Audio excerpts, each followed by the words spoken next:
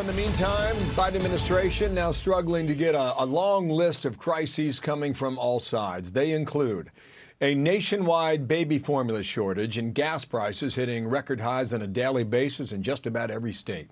Front cover New York Post sums it up as a train wreck, with the president going off the rails. Want to bring in House Minority Leader Kevin McCarthy. Sir, good morning to you. It's nice to have you back on our program. We were just talking to Rick Scott a moment ago, the senator from Florida. And you know, we can see what Republicans allege. You guys see a problem in every corner of the room, and you have seen that for some time. And our question was, why? What are they doing that leads them to a bad spot in the Republican view on just about every issue? Well, it's not just in the Republican view, it's in the American view. If you look at any of the polls, for the first time, I mean, America believes only 16% of Americans think we're on the right track. Think for one moment, what happened the last 10 days? Every day for the last 10 days, we set a new record for gasoline prices, the highest it's ever been. And what does the president do just a couple weeks ago? He shuts down any ability for more leases to actually be able to produce more. We've watched what they're doing that they knew about a baby formula shortage all the way to last year.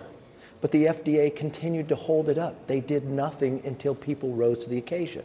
But it's not just the president, it's what the Democrats are doing here in Congress. Watch what we've been able to stop just in the last day. Their disinformation czar that was going to go out there and tell us what's true and not. And then the Democrats in Congress was going to use taxpayer money to give all the staffers the ability for Peloton to be able to ride. It wasn't until we brought it up that we were able to stop that. The mismanagement has gone on from inflation that we have never seen for the last 40 years to crime within our streets where they're defunding of the police, a border that's not secure that now has fentanyl coming across that is now the #1 killer of Americans between the ages of 18 and 45. The president can stop all this. He could keep Title 42, but what does he do? He asks the judge to make the decision instead of he making the decision. And I thought the Wall Street Journal had it right. This is like President Costanza. Yeah, that was everyone's favorite editorial from last week when a guest on our show loved that one. So a question on the baby formula thing, because I think that one is the most emblematic of when you see an administration scrambling like that, blaming other people when it's obvious that they did nothing. A couple of weeks ago, there was a suggestion from the Republicans that perhaps the Defense Production Act would be a good way at least to try to get more formula here. Here's what the former press secretary, Jen Psaki, said about that back then. The production of baby formula is so specialized and so specific that you can't just use the Defense Production Act to say to a company that produces something else, produce baby formula. It just doesn't work that way. And yet last night, the big announcement from the White House is that they will use the Defense Production Act to try to rectify this terrible situation. Yeah, they say one thing, they do another. And it's because their lack of action. But what he has done every single time since he's been president is ignore a big problem, the border. He ignored it and put it on to the vice president, who would never go there. We watched what was happening, a buildup of Russian troops along Ukraine. Then he threatened, maybe I'll do sanctions after you enter. We watched what he did with Afghanistan. I mean, everything this president has touched, he has failed at, but he has made America weaker in that process. And we've watched the Democrats inside Congress and Senate mirror those same decisions.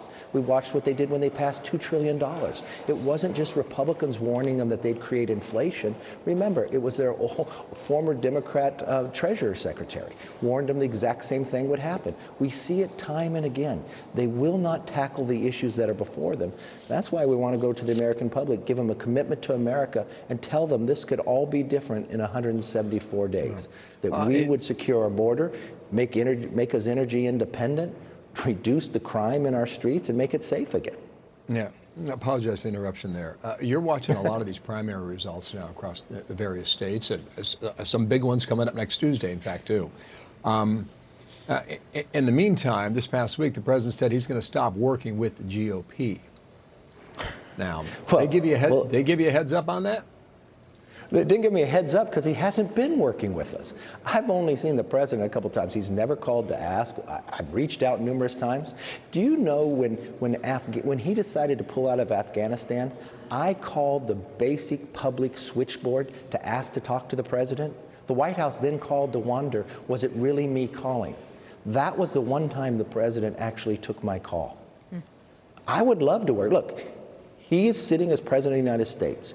We want the best for this country. We want to work together. I requested meet with him because he's never been to the border. I've been there numerous times to tell him what's going on. If he doesn't want to go there, I want to bring members down who've been there to tell them what effects would happen if he lifted Title 42. He doesn't want to have that meeting. We talked about baby formula. We wanted to get ahead of this. We warned him months ago. We sent him letters that this was a problem that he ignored. So if he's going to stop working with us, it's no different than he's done the entire time he's been president. That's the first time, I'm sorry, Dan, that's the first time I've heard that story. Have you told that story before about Afghanistan? Not publicly on television before, no.